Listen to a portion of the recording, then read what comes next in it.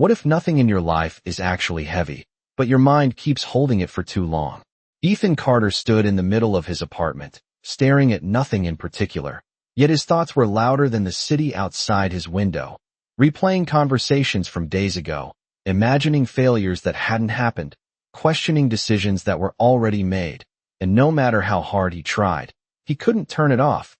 It followed him everywhere, into his work, into his meals, even into the quiet moments that were supposed to feel peaceful, but instead felt crowded, as if his own mind refused to give him space to breathe. And the strangest part was, nothing around him was actually wrong. His life looked fine from the outside, stable, normal, even comfortable. Yet inside, it felt like he was carrying something invisible that kept getting heavier with every passing hour. Until one evening, as he sat by the window watching people walk by without a second thought, a quiet question slipped into his awareness, soft but unsettling. What if the weight he feels isn't coming from life at all, but from the way he refuses to let go of his thoughts? Ethan could not escape it. Not in the morning when the sunlight touched his face, not during his commute when the city rushed around him, and not even late at night when everything should have been quiet, because the noise was never outside. It was always inside his own head, repeating the same thoughts like a broken record, small moments turning into endless loops, a single comment from a coworker echoing for hours, a simple mistake expanding into a story of failure, and even when nothing was happening, his mind would create something to worry about, as if silence itself was uncomfortable to him. And over time he began to notice something strange. It was not the events that exhausted him. It was how long he kept them alive in his mind, like holding onto a weight that never actually grew heavier, yet somehow felt unbearable the longer he carried it. And one afternoon, while sitting at his desk staring at a screen he had not really seen for minutes, he realized he had been thinking about the same thing for over an hour, replaying it again and again without any new answer, just the same cycle. And in that moment, a quiet awareness began to form, not loud, not dramatic, but clear enough to make him pause. If nothing new was happening, then why did it feel like the weight kept increasing? And more importantly, why was he still holding on to it at all as the days passed? Nothing around Ethan changed, yet everything inside him began to feel heavier, like he was walking through life with an invisible weight tied to his thoughts, slowing him down in ways he could not explain. He stopped enjoying simple moments. A cup of coffee tasted dull because his mind was somewhere else. Conversations felt distant because he was busy analyzing what to say next or replaying what had already been said. Even laughter felt incomplete, as if part of him was always missing, trapped in a loop he could not escape. And the more he tried to fix it, the worse it became, because every attempt to control his thoughts only created more of them, layering worry on top of worry, until one evening, he found himself sitting alone in his car, engine off, hands resting on the wheel, completely still, yet his mind was racing faster than ever. And in that quiet moment, something shifted, not a solution, not an answer, but a realization that felt both simple and uncomfortable. He had been trying to solve a problem that might not even exist, because if life itself was not changing, then maybe the suffering was not coming from what was happening, but from how tightly he was holding on to every single thought, refusing to let any of them pass. The next morning, Ethan did something unusual. He did not rush into his routine. He did not reach for his phone. And for the first time in a long while, he allowed himself to sit in silence, not to fix anything, not to think through his problems, but simply to observe. And at first it felt uncomfortable. His mind immediately began offering thoughts, reminders, worries, unfinished conversations. But instead of following them, he just noticed them, like watching cars pass by on a busy street without stepping into traffic. And something subtle began to happen. The thoughts were still there, but they felt a little less heavy, a little less urgent. And later that day, without fully understanding why, Ethan left the city and drove for nearly an hour until the buildings faded into trees and the noise turned into quiet. He parked near a small path and walked until he found a calm, still lake. And there, sitting near the water, was an old man, completely at ease, as if he was not trying to escape his thoughts at all, but had simply made peace with them. Ethan hesitated for a moment before approaching the old man.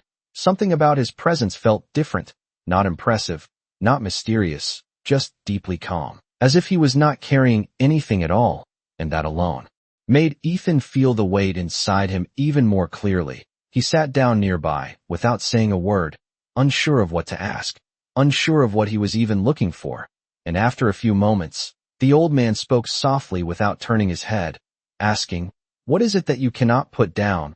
The question caught Ethan off guard because he had not mentioned anything, yet it felt as if the man had seen through him completely. Ethan let out a quiet breath and replied, "My thoughts, they do not stop, they follow me everywhere." The old man nodded gently and looked out at the lake, then said, "If you hold a glass of water for a minute, it feels light. If you hold it for an hour, it begins to ache. And if you hold it all day, it becomes unbearable."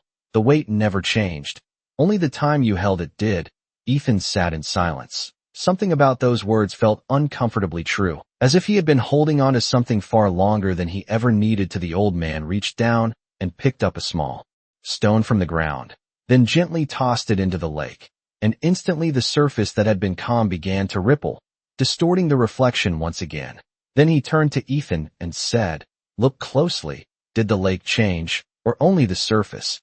Ethan watched the ripples spread, realizing the water itself was still the same beneath.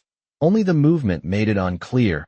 The old man continued, "Your thoughts are like these ripples. They are not the problem, but when you keep reacting to every single one, you never allow the surface to settle." Ethan frowned slightly, trying to understand. "So what should I do? Stop thinking?" The old man smiled and shook his head. "No, that is like trying to stop the wind. Instead, stop interfering. Let the ripples pass on their own. Do not chase them. Do not fight them. Just watch." Ethan sat quietly, looking at the lake as the ripples slowly faded, and for a brief moment, as the water became still again, he felt something unfamiliar, not excitement, not relief, but a simple, quiet clarity that did not come from changing anything, but from finally not disturbing it. Ethan remained still, his eyes fixed on the lake, but something inside him had begun to shift, not because he had found an answer, but because he had stopped chasing one, and for the first time, he noticed how often he had been interfering with his own mind, judging every thought, resisting the unpleasant ones, clinging to the comforting ones, as if each ripple demanded his reaction. The old man spoke again, his voice calm and steady. "Do you see now? It is not the thoughts that disturb you. It is your attachment to them." Ethan swallowed quietly, feeling the truth in those words. Every time he replayed a mistake, every time he worried about the future, he was the one keeping it alive, extending something that could have passed in seconds into something that lasted for hours. The old man continued, "You believe clarity comes from solving your thoughts, but clarity comes when you stop feeding them." Ethan looked back at the water, now completely still, and realized something simple yet profound. The lake did not try to fix the ripples, it simply allowed them to fade. And in that moment, a quiet question surfaced within him. What if peace was never something to achieve, but something that appears when you finally stop holding on? The old man slowly stood up and brushed the dust from his hands, then looked at Ethan with a gentle but steady gaze, and said, "You have been trying to change your life by controlling everything outside, but your experience of life is shaped from within." Ethan listened carefully, feeling something inside him settle. The old man continued, "When your mind is restless, even a peaceful day feels heavy. But when your mind is still, even a difficult moment feels manageable. Nothing outside needs to change for you to see clearly." Ethan took a slow breath, realizing how much time he had spent trying to fix situations, people, and outcomes, believing that once everything aligned, he would finally feel at peace. But now he saw the truth. He had been waiting for the world to become calm while his own mind remained in constant motion. The old man pointed toward the lake one last time and said softly, "Life is always reflecting back to you. But if your surface is disturbed, you will never recognize what is already there." Ethan stood in silence, not searching for more answers, because for the first time, he understood that the shift he had been looking for was not something to find, but something to stop doing. The next day, Ethan returned to the city, the same streets, the same noise, the same people moving quickly past him. Nothing had changed, yet something within him felt different, not dramatically, not instantly perfect, but quieter, as if a constant pressure had finally loosened, and as thoughts began to rise, just as they always had. He noticed them, but this time he did not follow them. He did not argue with them. He did not try to fix them. He simply let them pass, like clouds drifting across an open sky. And to his surprise, they did not stay as long as they used to. They came, and then they left, on their own, without his effort. And in those small gaps between thoughts, he felt something he had not felt in a long time. Space.